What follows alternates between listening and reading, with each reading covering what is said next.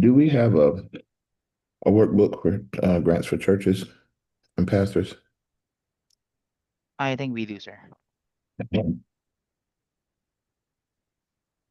If we do, go ahead and send it to me.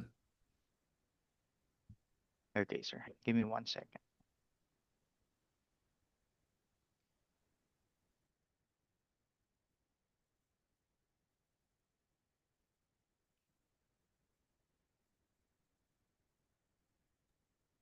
Okay, we're live, sir.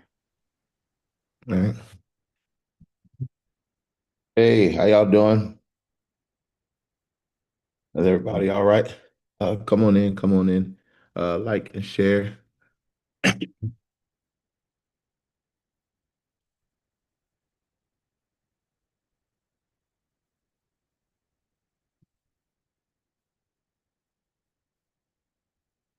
think we have everybody here. Hey, Master Alicia, how you doing?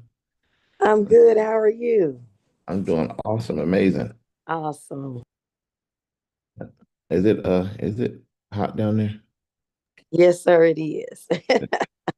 I feel like if it's hot in Virginia, it's like 100 degrees here.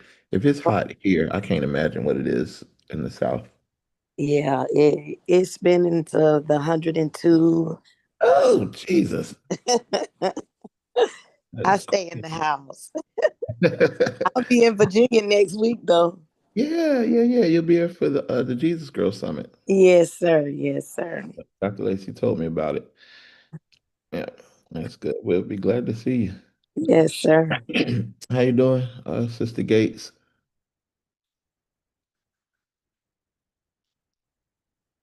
Okay. Well, we see. How's it going, Leon?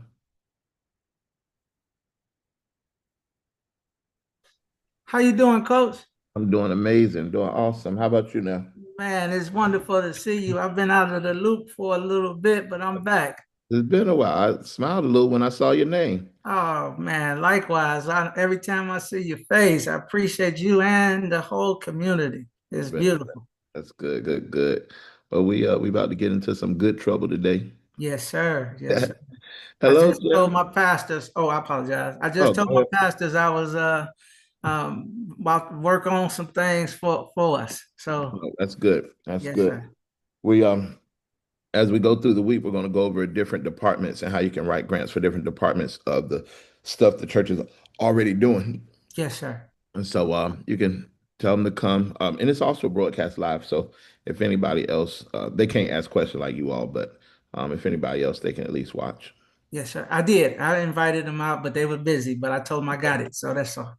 Thank you Okay. so much. Let me get off the mic. Uh-huh. Hey, Miss Jennifer. Hello, good afternoon, everyone. Yes, how's it been? Good, good. I've also been a little bit MIA, but I'm trying to get back in Oh, the game. well, it's fine. As long as you're moving forward, that's all that matters. One step Amen. at a time. All right, Sean, how's it going? Is he still connected? Hey, what's happening, Coach? Hey, what's up? What's up? You down in Texas? Yeah, Texas. Yes, sir. How was the event? I saw that you were there with some other nonprofit leaders. Yeah. So a couple different events. One was nonprofit I partnered with a lot, and then the other one was for where teachers and the bankers of Texas Hmm. get together annually. Hmm. So we got together with that for the first time and got to speak and share some information and connect with bankers. So that was a pretty good deal there to actually connect with actual bankers that are part of the community engagements for Wonderful. their departments. So a lot Wonderful. of connections there.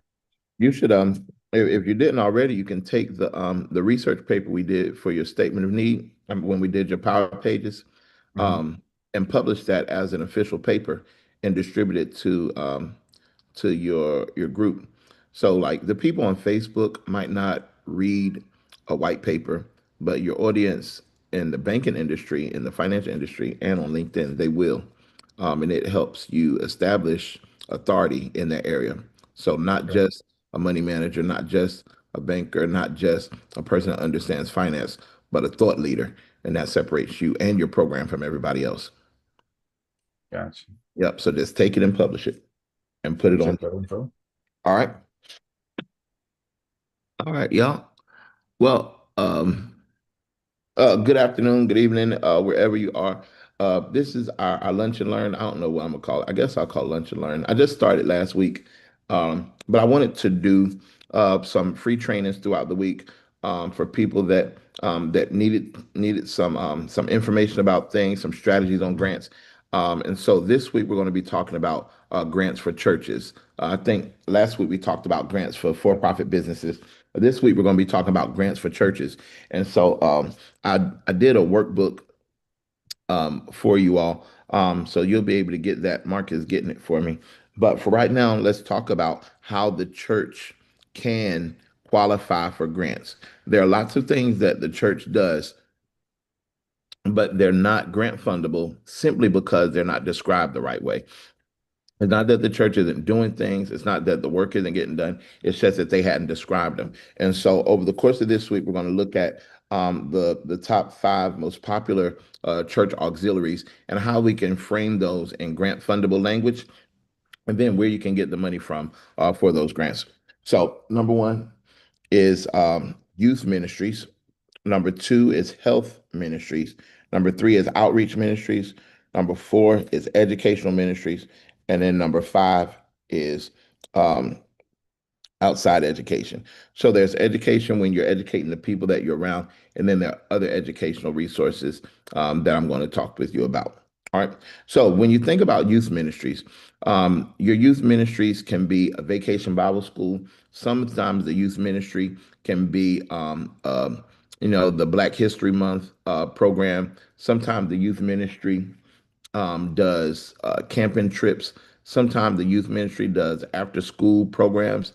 There are all types of things that the youth ministry does. And as long as you just call it youth ministry, it's not fundable. But when you take youth ministry and you break it down into the things that you actually do, now it's no longer a youth ministry. It is a mentorship program. Okay. Now it's no longer a youth ministry. It is a youth enrichment program. And in order to do that, instead of saying that the youth ministry meets once a week for a youth church, you don't get grant funding for church. But what you do get grant funding for is if you break it up into quarters, and now you have 8-week sessions or 9-week sessions or 12-week sessions. And our youth enrichment program has a mission to enrich the lives of young people through education, life skills, and leadership training. All right. So now you can use historic characters from the Bible, because the Bible is not only a religious book, the Bible is a history book. You can use historic characters from the Bible and just teach them based on history. What were their leadership strategies? What were their strengths, their weaknesses? Life skills has to do with manners, please and thank you, how you handle yourself in different situations, or whether you want to do a series on conflict resolution, how to handle conflict. In the church that I used to pastor, we got our vacation Bible school funded with a $15,000 grant from the city of Asheville, not because it was vacation Bible school, but we changed it from a vacation Bible school to a youth camp. And we addressed anti-gun violence. And so instead of not having any money and just getting hot dogs for Friday night, each night we were able to have the food catered from a different company, including Longhorn Steakhouse, Olive Garden. And on Friday night, we had a big cookout and we were able to pay for all the food. I remember the days when I was younger, the church would have like a fish fry or chicken dinner sale and stuff like that. And I don't know about anybody's church, but at our church, the people used to donate the food and then the church would sell the food. So individuals would donate food and then would sell it. Well, what if the church could actually get donations from the grocery store? You get what I'm saying? So now you're not taxing the people to sell to the people. You're actually receiving the food so that you can give it away. When you think about the church and everything that it does, you have to think about repackaging everything. You all know the story in the Bible when Jesus blessed the 2 fish and 5 loaves of bread. It was one little boy's lunch, and he gave it. He presented it to Jesus, and Jesus blessed it and break it and gave it. Now, I don't believe that he broke the bread. I believe that he broke the boundaries of the bread. And there are things that the church is already doing, but they're doing them inside of boundaries, inside of walls. But what would happen if we would break the boundaries off of it, break the wrapping off, break the container off, break the limitations off? So now our youth program is a youth enrichment and it's open to the community. All right. When you think about this youth program, you also want to look at what types of funding sources will fund this youth program. One place that funds youth programs is your city. Your city government will fund youth programs. They already do it. They already fund mentorship programs. They already fund college tours. They already fund SAT prep. They already fund these things. It just might be that you haven't applied, and maybe you didn't apply because you didn't know the language. Here are some more categories of how you can fund youth programs. Criminal diversion, youth criminal diversion. This is where your youth program is set up to do positive activities so that children won't be involved in criminal activity.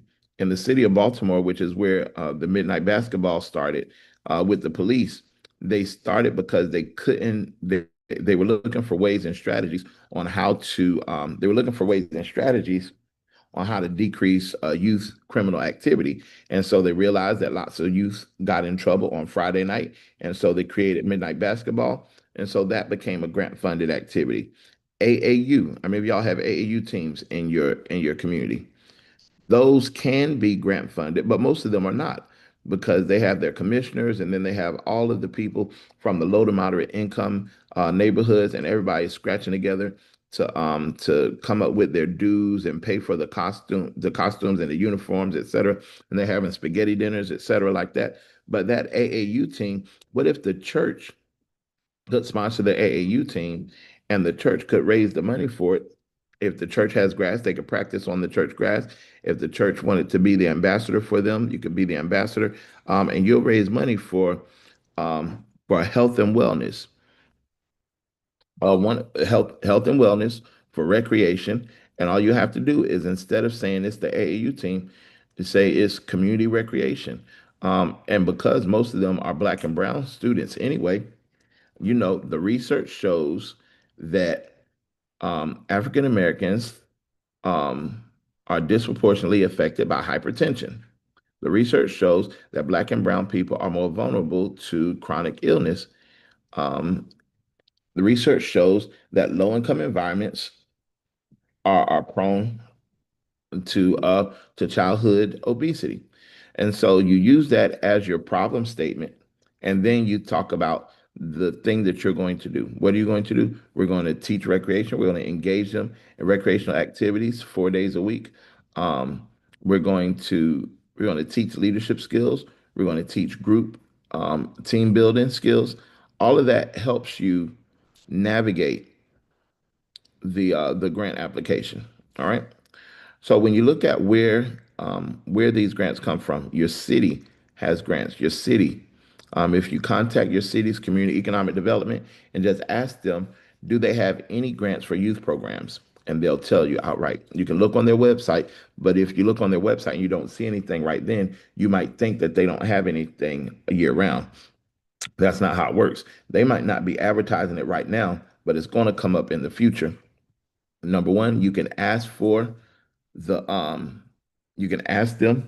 if they have any grants for youth programs, if they have given any grants to youth programs, and you can ask them for a copy of a grant that was given to a youth program, and that way you can see what was written. All right. Another place that you can get grants for youth programs is hospital foundations. Hospital foundations. Type in the name of your hospital and the word foundation. Mission Hospital Foundation. They give grants for the social determinants of health. If your youth program is doing something to help people stay healthy, become healthy, eat right, they have grants for that. All right. Another place that you can get grants for youth programs is your community foundation. Type in the name of your city and the word community foundation, and you'll find grants. Now, again, if just because you don't see a grant advertised does not mean that the grant is not available. I mean, does not mean that they don't have any grants. It just means that it's not available right then. All right. So as we look at this week, um, we are going to go through the different auxiliaries. And once we go through the different auxiliaries, if you have any question about how your auxiliary or your strategy can work, or where to find grants for your program, or to how to phrase something, go ahead and ask that question. We only have a short period of time. I don't want to take up much of your time. And we want people to be able to just kind of grab what they need and go on. Today, we're talking about youth programs. Your youth programs can be funded with grants, and you can recruit the same volunteers that you would normally have volunteering. There are grants that will, when we did our Vacation Bible School and turned it into a camp, the grant actually paid them a living wage, so that they didn't have to volunteer. We were able to pay them. The grant paid for the food. The grant actually also paid for training. And because we were now considered a grant funded program, we even had more access to community resources like the fire station, the police force. So we had the fire truck come out, we had the police come out, we had the hospital come out. So now your program is no longer just insulated to just church stuff. You're actually really preparing your youth for engagement in the world. Now, if you really want to do good, what you'll do is you'll take your year-round program and make the summer program a culmination. All right. You'll take the year-round program and make the summer program a culmination. That way, your summer program, you can have a big festival at the end of it and call it a graduation, because you've taken the whole year and you've structured it so that it culminates in the summertime. You can have breaks and everything like you normally would, but all you do is you take, there are 52 weeks in a year. You don't want to do something every week. You got to take a couple weeks off for the holidays. And so you might want to program 30 or 40 weeks of activities. You outline different issues that youth face, whether it's bullying, sex education, dangerous behaviors, engagement with the law, eating right, exercise, anything, dating, human trafficking, doing well in school, anything. You just list out everything that you can think of that you want to cover through the year, and that becomes your program. And then at the end of the year, your week-long event, your Vacation Bible School, it now becomes an intensive where you've squeezed in a few topics, or you graduate the people that you have. You can do experiments and science projects. You can actually use the grants to go on tours. We actually we got a grant from the city to take the youth on a college tour. And while we were on the college tour, we went to the historic places in Atlanta, went to the Black Wall Street in Atlanta, went to colleges in Atlanta, went to museums, and we also went to the Battle of the Bands. And so youth from our area that had not been out of town before, to Atlanta before, had not seen college marching bands before, we were able to pay for the whole thing, covered by the grant and not by the church funds. Because so often, y'all, let's be honest, the church is spending money on young people from the community, and those people do not have it to give back. You know what I mean? They might be part of smaller families, one income families. They might be living in public housing, and these young people are bright and they're gifted, but they don't have money to give. But if the church had a way to raise money for them, so the church could do the things that it would love to do, and do it without tithe, do it without offering, but you do it with grant funds, the same grant funds that are funding Boy Scouts and Girl Scouts, the same grant funds that are funding the after school program, the same grant funds that are funding all the other community activities that youth participate in. All of those sources will also fund your youth program if you describe it the way that you need to. All right. So, oh, and one other source: every school district in every community, the school district also has a school foundation. All right. The school district also has a school foundation. And so you just type in the name of your school district and the word foundation, and the school foundation will come up. The school foundation raises money for enrichment activities of kids that are in the school. So they're not going to fund school activities, but they fund all the things outside of school for any students that are in that school district. If your church partners with them, now you can be a sub awardee on their grant. You can be a provider on their grant, which means that when they get the grant, you get funded. You can partner with them. You can make your church available to them. The church could also rent to them. At one point, our church rented our place, our building, to an after-school program, and we were able to just ask them, "How much do you want to pay?" Our church was paid off. How much do you want to pay? And they had a line item for rent, and they were able to give us the money that they received for a grant so that they could do their after school program. All right. So I'm almost out of time. Lord, time flies. So let's have some questions. If any of you have any questions, speak up. We only have 3 rules. If it's your first time, don't let it be your last time. Number 2, like, share, and subscribe. If you know somebody that needs it, share it with them. And then number 3, if you have any questions, don't be afraid to ask them. You're not going to be judged harshly. Nobody's going to think you're stupid. I know that people just don't know what they don't know. All right. So speak up and let's ask questions. I'll be glad to help you. All right, Leon. Question for you. Where would last week's series be located? It's Facebook Live, so you can just go and watch the lives. If you wanted the recording, I think it's the recording and the workbook are available on my website. Okay, so it's not going to be in the school community. I don't think we put it there. We probably should. If you're in the school community, we'll put it there. Okay, thank you. I appreciate that. Yes, sir. And I'll be reaching out to you soon too. Okay, all right. Good to see you. Yes, Good sir. to see you too. All right. Any other questions? Yeah, Sean. All right, yeah. So yesterday at church, we had a visitor from one of the other nonprofits that we kind of support at the church. It's a group that's here in Texas that helps single mothers and youth ladies to cater to the ladies that maybe like starting in the middle school, high school age that are being left out alone, whatever. Take them in, housing and everything, and also as they get older. When they turn 18, the state considers them adult and they have to get out. So then they also have a program to where they help them go to college and things. I was approached they said that they had like a financial literacy thing that they do with them, but they don't feel equipped to do it. And they said when they found out that, hey, I was doing financial literacy and was getting ready to do a program for the church, they asked me if I would want to do something with them. Of course, I said yes, but how should I go about this with my nonprofit partnering with their nonprofit and also in collaboration with our church? Excellent. And this is something that every church can do. Every church can do it. So the answer, of course, is yes. I'd love to partner with you all. Now this is twofold. They might want to partner with the church. They also might want to partner with you, and they might not understand the difference. You get what I'm saying? They already have a partnership with the church. So it's like our church has a station hub for them already. Perfect. All right, then. So if they want to partner with you, then the answer is yes. And when you want to meet with them and ask them what they want the partnership to look like, you can give them your curriculum and let them teach it, or you can come in and teach the curriculum to them. But make sure you use the word curriculum. It adds to your value, and you actually do have your lesson plans and your curriculum, how you do it.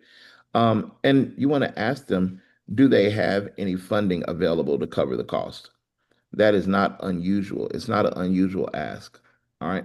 They might ask you what your price is, and then you just tell them the price. Typical prices for facilitation is $150 per hour, or $3,000 for a whole class, $3,000 to $4,000 for the whole class. And they typically already have grant funds that they need to spend. So you charging a fee is not going to hurt them. They need to spend the money. Okay. But there are some times that programs have an idea and they don't have any money for it. In those events, you can ask them, can we do some fundraising together for it? Maybe we can get a bank to sponsor it. And then you go to the bank and you ask them, we're doing this in collaboration. Can you all help us out with $5,000 to cover the cost?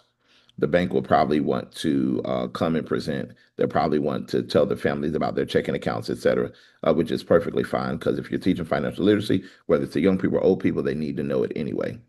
All right. Gotcha. Appreciate it. So yeah, that's how I would approach that. Does that help? Yes, sir. All right. And make sure that you include your organization's logo on their stuff and include them on your stuff. That's how good partnerships go. All right. Other questions about your auxiliary, your strategy, where the grant funds are, how to do anything. And today we're talking about youth programs. But if you have any other questions. All right, none? All right, y'all. Well, we'll be back on Wednesday at noon. We're going to talk about your health ministries. This includes your ushers, your nurses, your greeters, your hospitality, your parking lot ministries. All of those are grant funded, are grant fundable if you know how to frame it. I mean, then all of your outreach ministries, your homelessness prevention, food programs, security programs, anything that you do for outreach. There are people that there are churches that used to go out and hand out flyers that say come to church or whatever. But you don't only have to go and hand out flyers that say come to church and let's work together. You can hand out flyers that say come to church for the financial literacy workshop. And that flyer and that time and those people can all be paid with grants. All right. So I'm about to go. We're out of time, but I will see you all on Wednesday. Again, if you know somebody that needs this help, that needs this information, you can share it with them, introduce us, and I'll be glad to help. All right. All right, y'all. Take care. All right, thank you.